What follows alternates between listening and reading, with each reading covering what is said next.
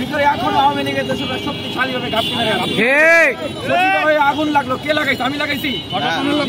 ভাই লাগাইছে? বাজার কারওয়ান বাজার থেকে লোক দিয়ে লাগাইছে? ঢাকা বিশ্ববিদ্যালয়ের ছাত্ররা দিয়ে লাগাইছে? কে লাগাইছে? এই প্রশাসনের টাকা স্বৈরাচারের দোষর।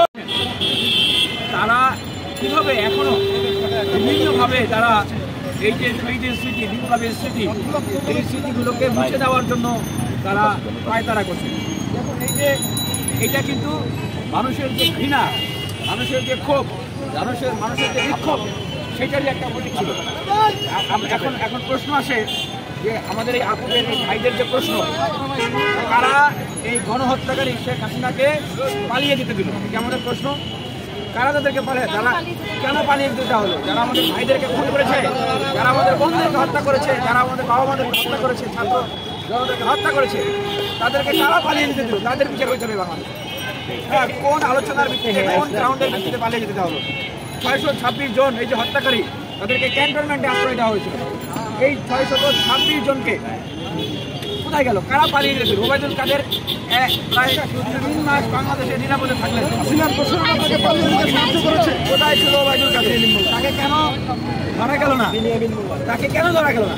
এখন দেখা যাচ্ছে যে সমগ্র বাংলাদেশের এই সকল জায়গাগুলোতে আমাদের জীবন্ত জ্বলন্ত গ্রাফিটিগুলো ছিল, দেওয়াল লিখন ছিল, প্রতিবাদের ভাষা ছিল, শহীদদের প্রতিমূর্তি ছিল এবং স্বৈরাচারের দোসরদের সেই ঘৃণা স্তম্ভ ব্যঙ্গচিত্রগুলো ছিল, সেগুলোকে এখন মুছে দেওয়া হচ্ছে। কারা এগুলো করতেছে? কারা করছে? আমরা বলতে চাই এগুলো তারাই করছে যারা শেখ হাসিনাকে পালিয়ে যেতে দিয়েছে।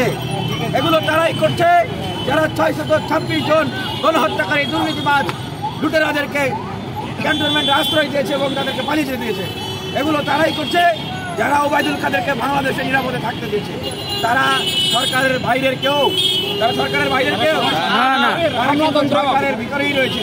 তার মানে এই সরকার যারা শেখ হাসিনাকে পালিয়ে যেতে দিয়েছে, যারা ক্যান্টনমেন্টে 626 জনকে আশ্রয় দিয়েছে, যারা ওবায়দুল কাদেরকে আশ্রয় দিয়েছে, যারা এখনো যেই ব্যবসায়ীরা বলেছিল জীবনেও শেখ হাসিনার সাথে আছি, মরণেও শেখ হাসিনার সাথে আছি, সেই ব্যবসায়ীদেরকে যারা এখনো আশ্রয় দিচ্ছে, প্রশ্রয় দিচ্ছে, তারাই এগুলো করছে। ব্যবসায়ীদেরকে গ্রেফতার করেছে, অথচ তারা পাবলিকলি মিডিয়াতে এসে বলেছে তারা শেখ হাসিনার সাথে আছে। বলেছে হাজার হাজার কোটি টাকার যদি ক্ষয়ক্ষতি হয়েও যায়, তবুও তারা শেখ হাসিনার কিছু ছাড়বে না। শেখ হাসিনাকে তারা জানমাল দিয়ে সহযোগিতা করবে, গণহত্যায় তারা সহযোগিতা, অন রেকর্ড তারা অপরাধী, তারা এই গণহত্যা, অন দ্য রেকর্ড তাদের নিজের জবানিতে তারা গণহত্যাকারী। তাহলে এই যে হাজার হাজার লক্ষ লক্ষ কোটি টাকা যারা মেরে বিদেশে পাচার করছে, এই ব্যবসায়ীরা, প্রমাণিত দুর্নীতিবাজরা, গণহত্যাকারীরা, তাদেরকে এই সরকার কেন গ্রেফতার করতে পারতেছে না? একটু ছাত্র জনতার প্রশ্ন। বিপ্লব খেলা, বিপ্লবকে ব্যাহত করা, বিপ্লবের কথা বলা, আবার সরকারের ভিতরেই যারা এই প্রতি বিপ্লব করছে, সরকারের ভিতরেই যারা ঘাপটি মেরে থেকে আওয়ামী লীগের এবং ভারতের পাশকে সাফ করছে, তাদেরকে বের করা যাচ্ছে না। মানুষের কাছে এটিকে উন্মুক্ত করতে হবে। আমরা সরকারকে বলতে চাই, এই যে উপদেষ্টাগণ, আপনারা কিভাবে উপদেষ্টা হয়েছেন? কোন প্রক্রিয়ার ভিতর দিয়ে? আপনাদেরকে কারা বানিয়েছেন? আমাদের রক্তের উপর দাঁড়িয়ে আপনারা উপদেষ্টা হয়েছেন, জীবনের উপর দাঁড়িয়ে। অথচ আপনারা এই রক্তের স্পিরিটের সাথে মনে হচ্ছে আপনারা তো এখন